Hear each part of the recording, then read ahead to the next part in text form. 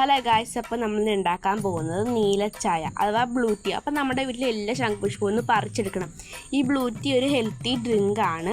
അപ്പോൾ നമ്മുടെ ഈ ശംഖുപുഷ്പം പറിച്ചിട്ട് ഒരു ബൗളിലായിട്ട് ആക്കാം. അത് കഴിഞ്ഞ് ഇത്തിരി വെള്ളം ചൂടാക്കാൻ വെക്കാം. എന്നിട്ട് നമ്മുടെ ഈ ശംഖുപുഷ്പം എല്ലാം ഒന്ന് കഴുകി വാഷ് ചെയ്തെടുക്കുക. അത് കഴിഞ്ഞ് നമ്മുടെ വെള്ളം തിളച്ച് വരുമ്പോഴത്തേക്കും നമ്മുടെ ശംഖുപുഷ്പത്തിൻ്റെ പച്ച തണ്ടെല്ലാം നമുക്ക് പറിച്ചു മാറ്റാം. ബ്ലൂ ടീ കുടിക്കുന്നത് കൊണ്ട് നമ്മുടെ ഫേസ് ഗ്ലോ ആകാനും അമിതവണ്ണം കുറക്കാനും നല്ലതാണ്. ഇതുകൂടാതെ ബ്ലൂ ടീക്ക് പല ഗുണങ്ങളുമുണ്ട്. അപ്പോൾ ഗൈസ്, നമ്മുടെ വെള്ളം തിളച്ച് വരുന്നുണ്ട്. ഇനി തിളച്ച് വരുന്ന വെള്ളത്തിലേക്ക് നമ്മുടെ പൂവെല്ലാം ഇട്ട് കൊടുക്കാം.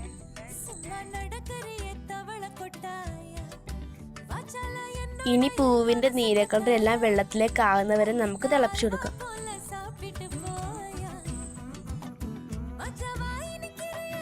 അപ്പോൾ ഗൈസ്,